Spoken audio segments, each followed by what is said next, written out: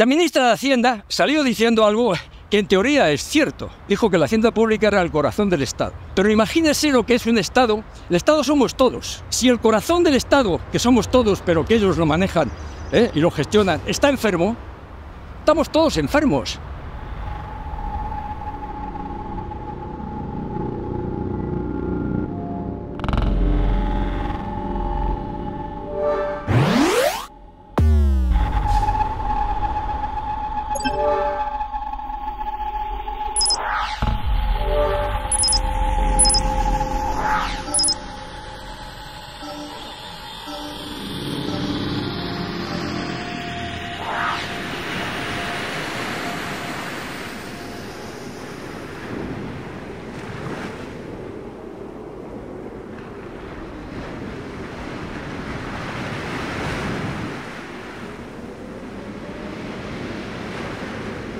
El Gobierno ha puesto en marcha una ley antifraude fiscal que, junto a las nuevas herramientas legales recogidas en el Código Penal, es con toda probabilidad la reforma legal contra el fraude más ambiciosa de nuestra democracia. Había remitido un gobierno anterior una ley de fraude más severa que la que ha remitido a las cámaras este gobierno. Con esa ley de fraude en una mano, lo que hacemos es extirpar a esa economía sumergida, porque necesitamos recaudar más para financiar los servicios públicos de los españoles. Necesitamos recaudar más para corregir el déficit público tan elevado como tienen nuestras administraciones. Con estas nuevas directrices se espera elevar la recaudación a la cantidad de 8.171.731 millones de euros.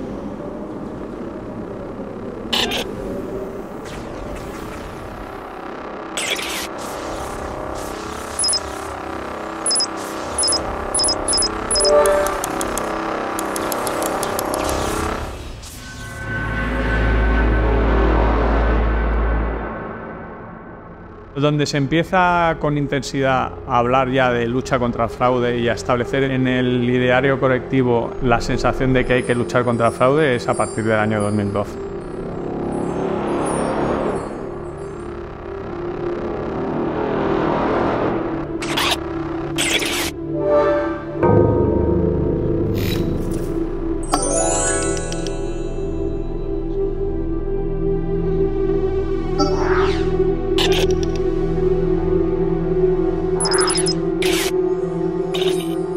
Se parte de una situación económica nefasta, todo viene de la crisis del año 2008, del boom inmobiliario, y las medidas que adopta el gobierno anterior son desastrosas y eso genera un recorte presupuestario que necesitaban 2.500 millones de euros. Una de las medidas estrella fue la ley antifraude, la ley 7/2012, que inició esa senda de crear leyes fiscales todas denominadas como ley antifraude, prevención del fraude, intensificación de lucha contra el fraude. Y a partir de ahí se ha instaurado el sistema de que cualquier modificación de la normativa tributaria sustancial tiene que llevar el nombre de fraude. Vende mucho a nivel de imagen del gobierno, de hacer creer a la población que todo lo que se genera, la recaudación, proviene de luchar contra el fraude.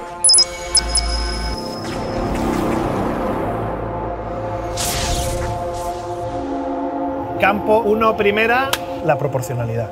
Ahora mismo Hacienda está actuando acorde a ese concepto, a ser proporcional en cuanto a lo que demanda el ciudadano. No. Un caso flagrante de desproporción absoluta de las normas tributarias y de las sanciones impuestas es el modelo 720, la obligación de declarar los bienes y derechos en el extranjero. Desde el año 12 que gobierna el Partido Popular y un servidor es el responsable político de esta lucha contra el fraude, la recaudación de la lucha contra el fraude ha sumado 80.124 millones de euros. Entre 50.000 y 80.000 hay una diferencia realmente muy notable. ¿Y sabe cuál es la diferencia?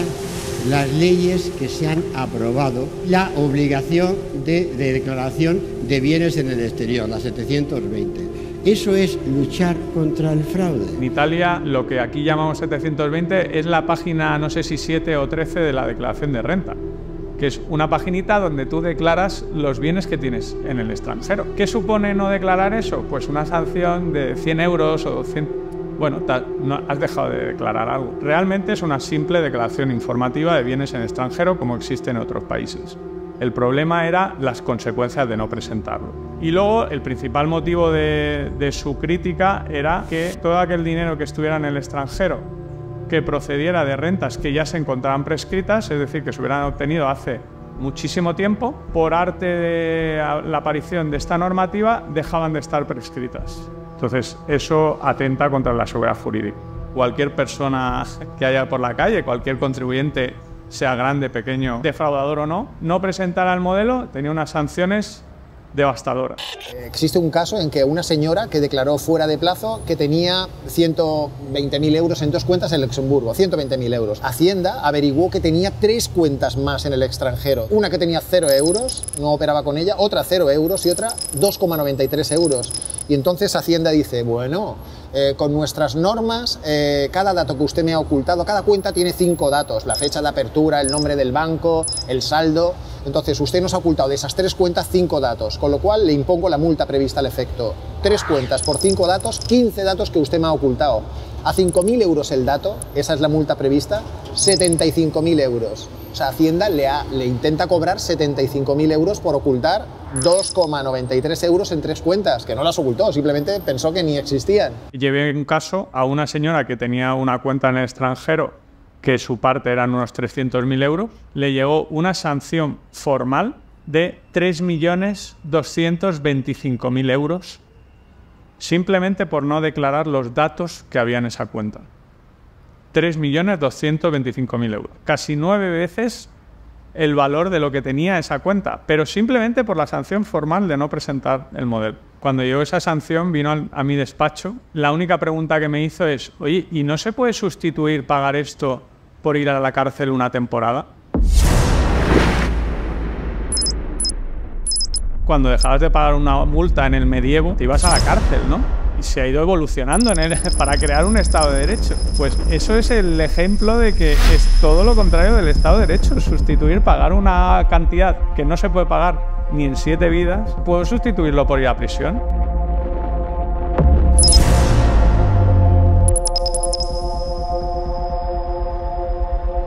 Los más afectados han sido extranjeros, millones de extranjeros que tenemos en España, que se les pasó el plazo para presentar la declaración.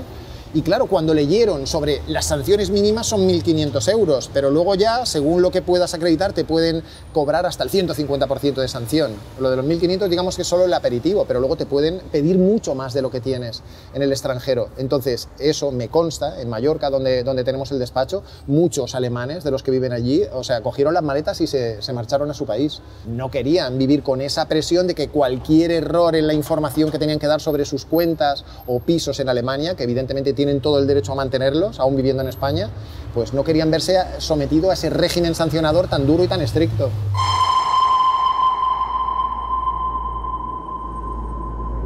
Esto es una consecuencia de la amnistía fiscal.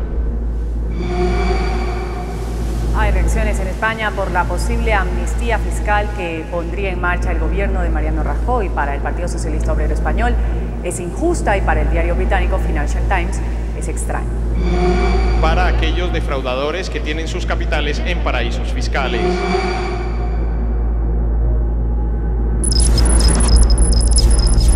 La normativa se crea en marzo de 2012 para la amnistía fiscal, con el objetivo de que en noviembre se recauden esos 2.500 millones. Como va pasando el tiempo y no se consigue que nadie se crea ni se atreva a ingresar lo que dice el ministro tenía muy poca credibilidad, se crea la política del palo y la zanahoria. Palo y zanahoria para la regularización de esa economía sumergida, señoría. Eso es lo que ofrece el gobierno. La zanahoria es la amnistía fiscal, todos los que van a la amnistía van a pagar muy poco, aproximadamente se acabó pagando un 3% del capital que no estaba declarado, y el que no vaya a la amnistía va a sufrir el palo, y el palo era el modelo 720. Ahí hay una tercera circunstancia concomitante muy curiosa que lo perturba todo, y es que el modelo 720 es coetáneo a una voluntad política de Estados Unidos de eliminar los paraísos fiscales. Todo esto viene de las Torres Gemelas. Una de las obsesiones de Obama fue acabar con la financiación del terrorismo. crea lo que se llama Common Reporting Standard, que es una directiva a nivel internacional que hace que todos los antiguos paraísos fiscales y que eran territorios opacos totalmente, empiezan a dar información de las personas no residentes.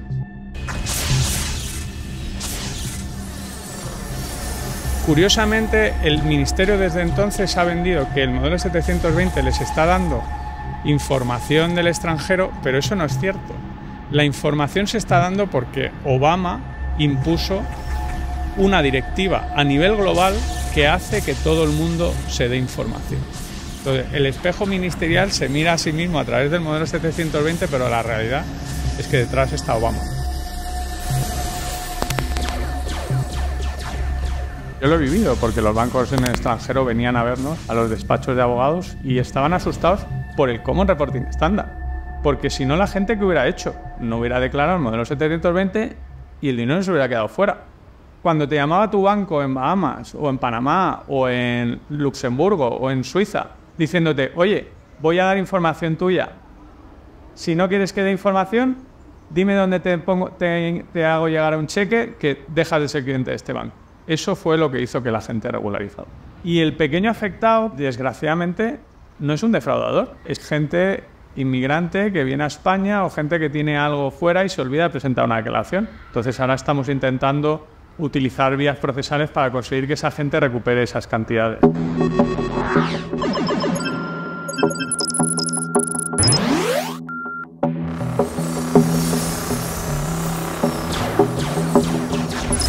Antes de que terminara el plazo para presentar la primera declaración, terminaba en abril, yo en febrero del 2013 yo vi que era un disparate y lo denuncié ante la Comisión Europea, porque veía clarísimo que vulneraba el derecho comunitario. Fue muy bueno porque una asociación de británicos asustados, en noviembre del 2014 me pidieron que fuera a hablar al Parlamento Europeo, al Comité de Peticiones del Parlamento Europeo, a hablar contra el modelo 720, ¿no? Y ahí tuve la oportunidad de conocer a los funcionarios de la Comisión Europea que iban a llevar este asunto, ¿no? Y me dijeron, ya Alejandro, pero ¿sabes lo que ha pasado? Es que tú has denunciado antes de que Hacienda empiece a aplicar las sanciones esas de las que hablas. Y yo dije, es que yo lo que no quiero es que empiecen a aplicar las sanciones. Le digo, España tiene un arma, yo lo que no quiero es que empiecen a pegar tiros. Los funcionarios me dijeron, ya, pero es que Hacienda nos ha dicho que van a ir caso por caso, de una manera muy prudente y tal. Por favor, Alejandro, si tú tienes constancia de que empiezan a aplicar esas sanciones, avísanos, vaya. Poco después, a mediados del 2015, es cuando se ponen a pegar tiros. Sistemáticamente sancionaban a todo el que declaraba fuera de plazo, iniciaron varios miles, unas 7.000 inspecciones, que terminaron muy mal para mucha gente. Entonces yo fui pasándole esas pruebas, esas tropelías, esas pruebas, las pasé a la Comisión Europea y dio resultado porque en noviembre del 2015 la Comisión Europea le dijo a España de alguna manera, oye, baja el arma, vamos a hablar porque creo que tu arma, tu modelo 720, vulnera el derecho comunitario, ¿eh? Ese dictamen decía, resumiéndolo mucho, que el modelo 720 iba contra todas las libertades europeas, no una, la libre circulación de capitales o libre circulación de trabajadores, no, contra todas. Decía que era totalmente desproporcionado, igualaba a una persona que no presentara un modelo informativo con un terrorista, con un genocida o con alguien que había cometido un delito de lesa humanidad. La Comisión Europea ha seguido dando caña a España, le ha seguido recordando que están vulnerando el derecho comunitario y me consta que en breve, en cuestión de semanas o de un par de meses, la Comisión Europea le dirá a España, mira, lo siento, ya me he cansado de esperar, no quieres modificar voluntariamente tu normativa, con lo cual nos vemos en el Tribunal de Luxemburgo, te voy a meter una demanda ante el Tribunal de Luxemburgo. Eso es lo que va a ocurrir. Pronto, en cuestión de meses o semanas, estará ante el Tribunal y no me cabe ninguna duda de que el Tribunal Europeo condenará a España. Condenará a España.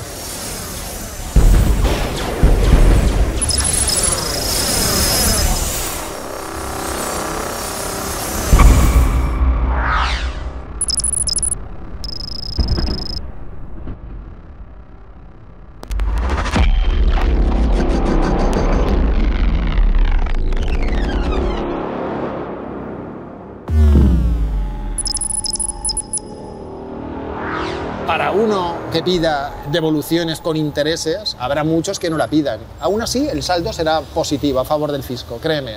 Es verdad que muchos pedirán devoluciones y España tendrá que pagar intereses, nada menos que al 3,75% anual, y que incluso España tendrá que pagar costas. Pero yo te digo, para uno que reclame y pelee hasta el final, habrá 8, 10, 15 o 20 que no lo hagan.